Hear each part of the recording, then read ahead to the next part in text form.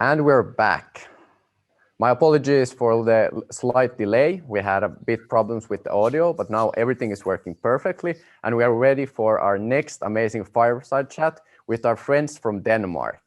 Meet Bo and Thomas, who are shortly going to introduce themselves shortly. But I'm so excited to have you two on board and have you here. How are you guys doing? How is life in Denmark for the moment? Amazing. Thank you so much. Thank you so much, Ronnie. We're really happy to be here. And yeah, so we're looking forward to this. Well put up so far. Amazing. And the topic will be purpose-driven media disruption. So that's something that we maybe haven't heard that much about, but something that you two are definitely experts in addition to be like this kind of Nordic changemaker, taking the change onward. So I can't wait to see more in detail what you have prepared for us. And now, without further ado, the floor is yours. Welcome to Nordic Day 2021. We're excited to hear more from you. Thomas, Bo. Thank you so much. Thank you so much, Rennie. So maybe I should just shortly give an introduction. Absolutely. We're here in Thomas' cozy apartment in cool Copenhagen, and we're trying to bring on some Danish hygge. We all know of the hygge, and now here in Copenhagen, we'll share with you a bit of stories of what we work with, what we come from, what is on our mind and passion. And first off, actually, we'll start with Thomas sharing a little bit of his journey with the Africa Reframe and what he do with the media and purpose-driven disruption. Mm-hmm. Okay, so what I would like to do is to share, just that we kick it off with sharing a slideshow here. Yeah. And this is sort of something that we have been working with in our company for the last 10 years, which is really how to utilize media, and especially visual media, photography and video, to promote certain specific agendas and to create purpose-driven organizations and communities that really pivots around how you change the vision or the narrative around a certain environment, a geography, group of people. And this first project I would like to present is from it's something that we've been working on for almost 10 years now. So the beginning of it will really be from our initial pilot project. But let me share this slideshow here. So. And it's quite funny how Ronnie and Thomas and I met each other. What brings us together is actually this Nordic versus the world interaction. Somehow the Nordics and now Africa bring us together, and that's it's a good picture of how we can bring something of our way of doing things to the world. Absolutely, absolutely. So let's roll here. This is what Africa Reframed actually has become. It's an online marketplace for African visual content. And it's really driven by a community of local content providers, people who work in a community to create imagery that is sold to international advertisement and communication agencies. It's built on EdTech because it's an online learning platform, and it combines the utility or the ability for the photographers to sell the content online through this platform to international companies and organizations. First, I would like to tell a little bit about their pilot project. And the pilot project was actually initiated in collaboration with the Danish Ministry of Foreign Affairs in 2011 already. It was built around collaboration with the largest photography school in West Africa, located in Mali, in their capital of Mali, Bamako. And the school is called CFP, and here we see some of the first team of students that we onboarded on the school, and which were part of our first educational team.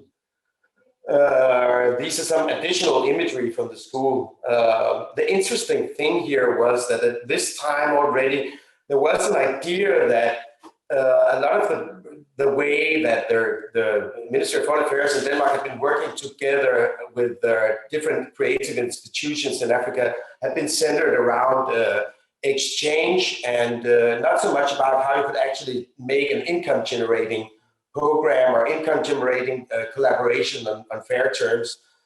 But what we spotted initially was that there was very little imagery in their international image banks that we were also working with at that time that actually represented what you would call a contemporary image of these West African countries and Mali specifically. So we really saw an opportunity there to from this initiative and program, what has been the biggest surprise or biggest impression on you, both maybe on outside of Denmark, but also you have made exhibitions and been touring this in the Nordics, but also abroad. So what has been your biggest surprise or impression of what you have done with this way of showcasing content and working with media? So I think what really has surprised me is that the way actually when we started this program, this collaboration with these photographers in Mali, what really surprised me was the way that they were also tapping in and they were eager to present another image of the country, because you know, most of the stories that we usually hear from the African continent is really about disasters, or it's about safaris basically. So there's these two images.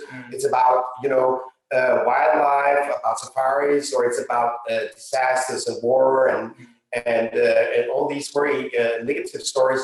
And I think that there was really, you know, a need to showcase something that was more contemporary. It was about everyday life, but it was also about entrepreneurship, about, you know, innovation on the continent.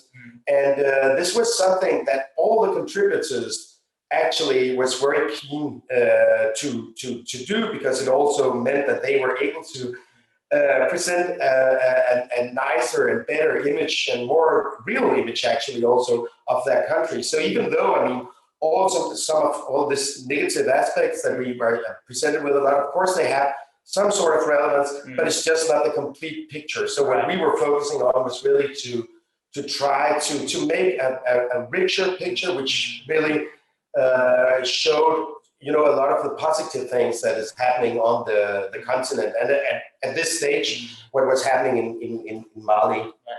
That's also, I think, what we all work about, this reframing of things. And I think also in general, when we talk about media, that is super, super powerful. We have seen the Arab Spring. We've seen Trump taking control of a whole nation. We've seen Greta Thunberg and mobilizing a whole generation, where things can go like from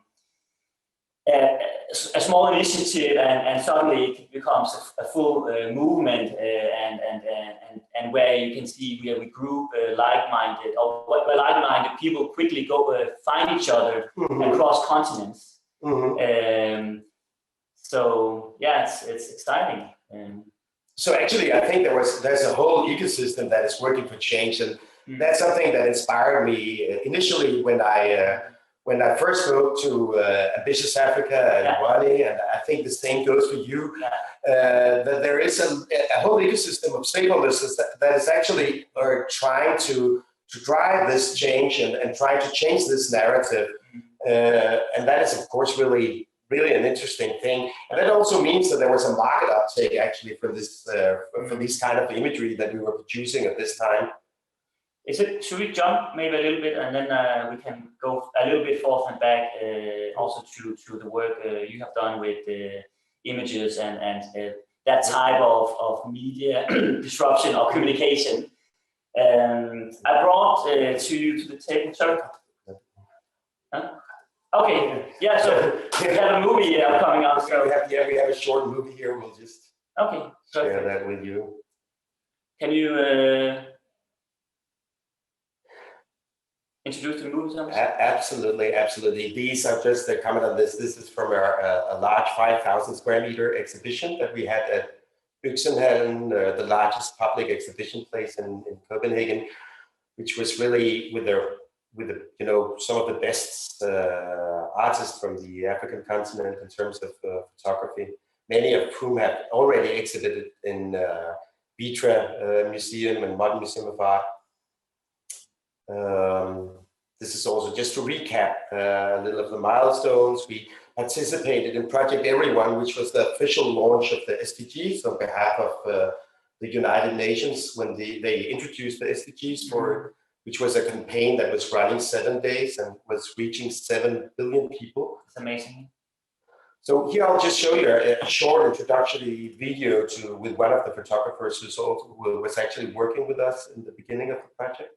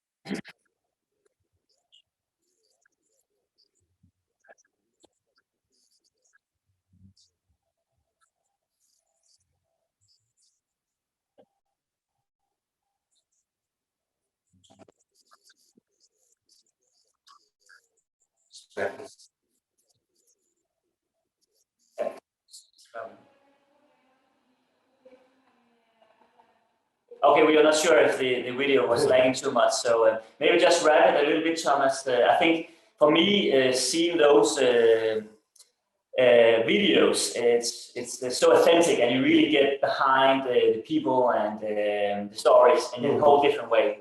Then picture is one thing; it can say 1,000 words, but the video can also talk and be very authentic of who people are and what's behind the scene. But maybe let's jump to a little fun gimmick we have here, or try to spice up the conversation a little bit with the chat we have here in Copenhagen. So I brought to Thomas' Koch apartment a few items, because sometimes symbols and items can bring stories. And one very I'll just show you this one here, which is a stone, and there's actually one stone in Denmark that is very famous, and it's actually maybe the first disruptive media communication we have had, which is actually the founding of Denmark. It's a place in a bit away from Copenhagen. It's called the Yellingstone, and it's where the King Harald Bluetooth, he's founded Denmark, and he was writing on the stone that he united the Danes, and we became Christian. So, and the fact that we talk about this more than 1,000 years later is maybe a good example of what communication can do. And at that time they didn't have Zoom, they didn't have TikTok, but they had tools, and they could write on the stone. So I brought that, and I brought a bit of other things. Actually, some of the stories that keeps on going here is, of course, the Viking stories. So I brought a hammer, which is also symbolizing a little bit, I think, what brings us a bit together and tells the stories. And I think it's also, for me, it's also something about that we should really utilize what we have here, which is the values, the trust, and also use, you can say, that as a force for good.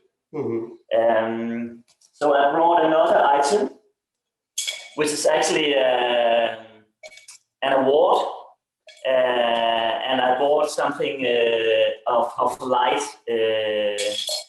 and I think we have actually we have become #1 in sustainable solutions. I was chatting with Ronnie and the team about that. It's amazing that the Nordics are #1, 2, and 3 in the ranking of SDG solutions. So if we count how well we are doing in the Nordics in terms of sustainable solutions, we are on top of the game. And by that we can become this Nordic lighthouse that can inspire the world. But at the same time, I think we should also see how can we then utilize it. When you are #1, I think you are competing with yourself, right? So how can we keep on inspiring true stories through the media, the new generation? And I think that comes also with uniting maybe the Nordics a bit more to learn about what's going on in Faroe Island, what's going on in Finland, what goes on in the different corners of the Nordics. But also, like we do with Ronnie, work on Ambitious Africa, speak with the youth, this changemaker creative generation, and tell them a bit about, of course, the Nordics, but also see how we can create or make change. And it's not about our way, it's more about how do we unify. So I have kind of 3 things. I call that we need to inspire, we need to elevate, and we need to unite. And I think we need to, with that, transform society, and also, of course, work together here in the Nordics to make some more impacts in the world. So actually, Bo, there is something interesting there that we maybe can just open up the lid on, which is this new Imagery project that we're working on that is bringing some of the experiences from this Africa Reframe platform and the way that you can change the narrative with imagery, so you can promote a certain agenda with imagery, and all these Nordic values that you're talking about here in the Nordic Impact. And this is a project that is called SDG Images that I really hope that all of you will hear much more about soon. So I think this will wrap our conversation up for this time. And yeah, I think there's 2 things we should have people take away. I think there's an invitation to check out SDG Images. And then we have the Nordic Day today. And on the 25th of May, we have Africa Day, where actually African Union was made, and they made a recent day. So this is an invitation to check out SDG Images, where we can communicate the stories from the superstars of the Nordics, but also join us on the Africa Day, the Nordic Africa Day Summit, where we also will work together with the team in Finland and the rest of the Nordics about collaboration between our part of the world and inspire the rest of the world and collaborate with the continent. Absolutely, absolutely. Back to you, Ronnie. What's going on in Finland now? Thank you so much, guys. It's good here. The sun is shining, you know, the weather is almost perfect. The spring is coming. And I'm super honored of hearing your session. I love how you anchor things into things. So kind of like finding these touch points that kind of like create the stories behind all the things we do.